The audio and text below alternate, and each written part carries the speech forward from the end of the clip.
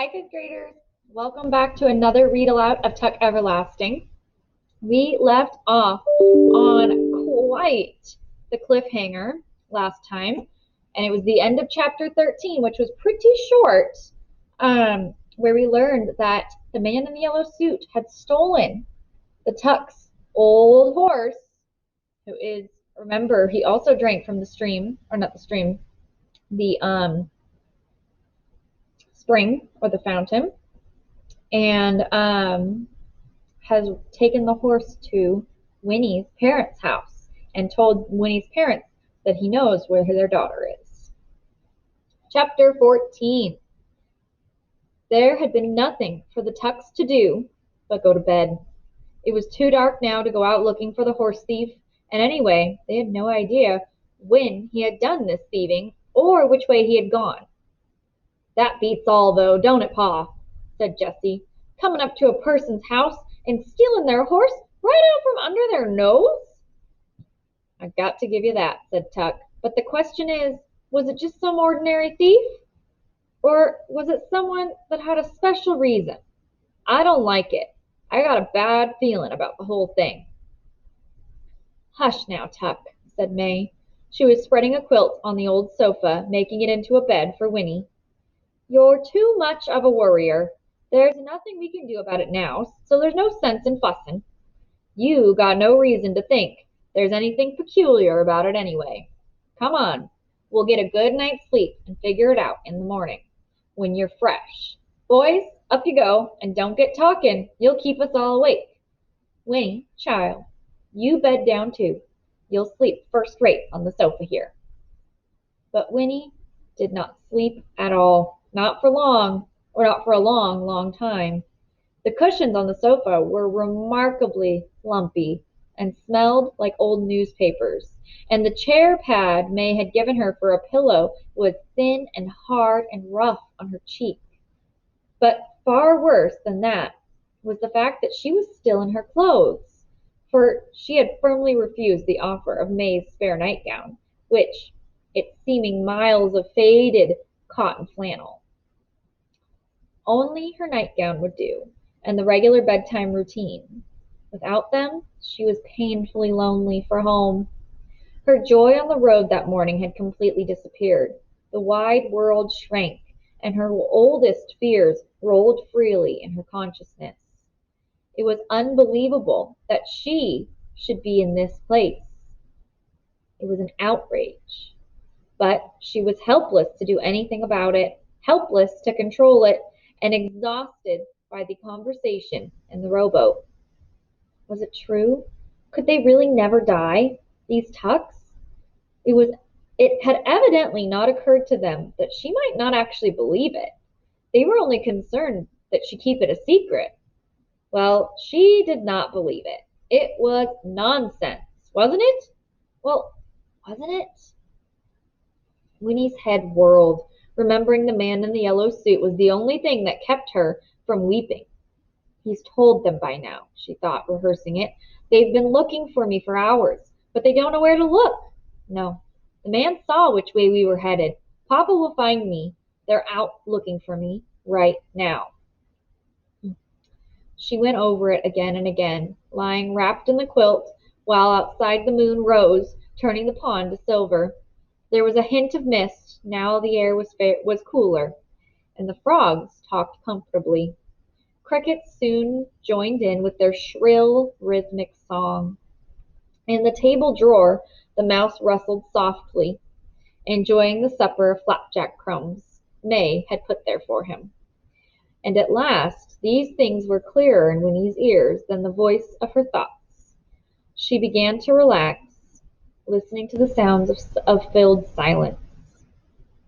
Then, just as she was drifting into sleep, she heard soft footsteps, and May was beside her. "You restin' easy, child?" she whispered. "I'm all right, thank you," said Winnie. "I'm sorry about everything," said May. "I just didn't know no other way but to bring you back with us.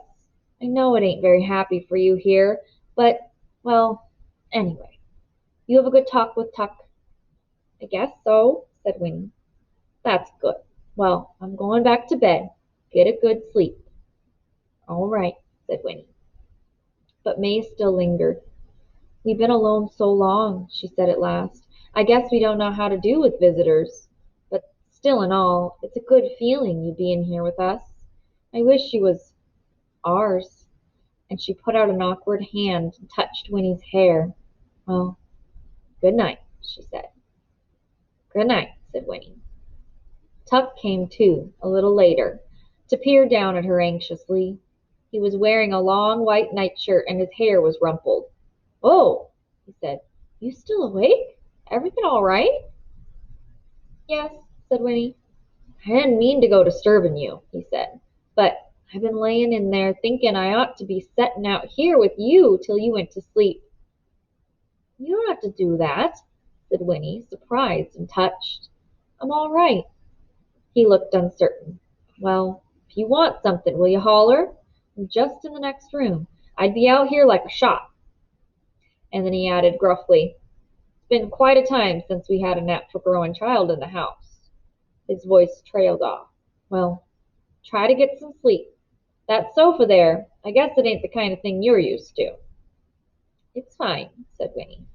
"The bed's no better, or I'd switch with you," he said, but he didn't seem to know how to finish the conversation. But then he bent and kissed her quickly on the cheek and was gone. Winnie lay with her eyes wide. She felt cared for and confused. And all at once she wondered what would happen to the Tucks when her father came. What would he do to them? She would never be able to explain how they had been with her, how they had made her feel. She remembered guiltily that at supper she had decided they were criminals. Well, but they were. Yet, and then a final visitor made her confusion absolutely complete. There was a creaking on the loft stairs, and then Jessie was looking down at her, very beautiful and eager in the faint blue moonlight. "Hey, Winnie Foster," he whispered. "You asleep?" This time she sat up, pulling the quilt around her in sudden embarrassment, and answered, "No, not yet." "Well, then, listen." And he knelt beside her, his curls tumbled and his eyes wide. "I've been thinking it over. Pa's right about you having to keep the secret. It's not hard to see why. But the thing is, you knowing about the water already and living right next to it so's you could go there any time. Well, listen. How'd it be if you was to wait till you were 17, same age as me? Heck, that's only 6 years off. And then you could go and drink some. And then you could go away with me. We could get married even. That'd be pretty good, wouldn't it? We could have a grand old time, go all around the world, see everything. Listen, Ma, Pa, and Miles, they don't know how to enjoy it, what we got. Why, heck, Winnie, life's to enjoy yourself, isn't it? What else is it good for? That's what I say. And you and me, we could have a good time that never, ever stopped. Wouldn't that be something?" Once more Winnie adored him, kneeling there beside her in the moonlight. He wasn't crazy. How could he be? He was just amazing. But she was struck dumb. All she could do was stare at him. "You think on it, Winnie Foster," Jessie whispered earnestly. "Think on it, son, and see if it don't sound good. Anyway, I'll see you in the morning. All right?" "All right," she managed to whisper in return. He slipped away then, back up the creaking steps, but Winnie sat upright, wide awake, her cheeks burning. She could not deal with this remarkable suggestion. She could not think on it, for she didn't know what to believe about anything. She lay down again, finally, and stared into the moonlight for another half an hour before she fell asleep. Chapter 15. In Tree Gap, the same moonlight silvered the roof of the Touch-Me-Not cottage, but inside the lamps were burning. "That's right," said the man in the yellow suit. "I know where she is." He sat back in his chair in the Foster's spotless parlor, crossing his long, thin legs, and the suspended foot began a rhythmic jiggling. He hung his hat on his knee and smiled. His eyes nearly closed. I followed them, you see. She's with them now. As soon as I saw they'd arrived at their destination, I turned around and came directly back. I thought you'd be staying up. You've been looking for her all day, of course. It must be quite a worry." He lifted a hand then, ignoring their exclamations, and began to smooth the thin hairs of his beard. "You know," he said thoughtfully, "I've come a long way looking for a wood exactly like the one you've got next door. It would mean a great deal to me to own it, and how pleasant to have neighbors like yourselves. Now understand, I wouldn't cut down many of the trees. I'm no barbarian, you can see that. No, just a few. You wouldn't find it different at all, really." He gestured with his long white fingers and smiled, his face crinkling pleasantly. "We'd be good friends, I think. Why, the little girl and I, we're friends already. It would be a great relief to see her safely home again, wouldn't it?" He clicked his tongue and frowned. "Dreadful thing, kidnapping. Isn't it fortunate that I was a witness? Why, without me you might never have heard a word. They're rough country people, the ones that took her. There's just no telling what illiterates like that might do." "Yes," he sighed, lifting his eyebrows and smiling again. "It looks as if I'm the only person in the whole world who knows where to find her." And then the man in the yellow suit sat forward. His long face took on a hard expression. "Now, I don't have to spell things out for people like yourselves. Some types, some types one comes across can't seem to cut their way through any problem, and that does make things difficult. But you, I don't have to explain the situation to you. I've got what you want, and you've got what I want. Of course, you might find that child without me, but you might not find her in time. So, I want the wood, and you want the child. It's a trade, a simple, clear-cut trade." He looked around at the three shocked faces, and as if he were seeing nothing there but calm agreement, he smiled delightedly and rubbed his hands together. "Done and done," he said. "I knew right away. I said to myself, now here is a group of intelligent, reasonable people. I'm seldom wrong as a judge of character, very seldom disappointed. So, all that remains is to write it up on paper, giving me the wood, and to sign it. It's best, don't you agree, to keep things legal and tidy. The rest is easy, nothing to it.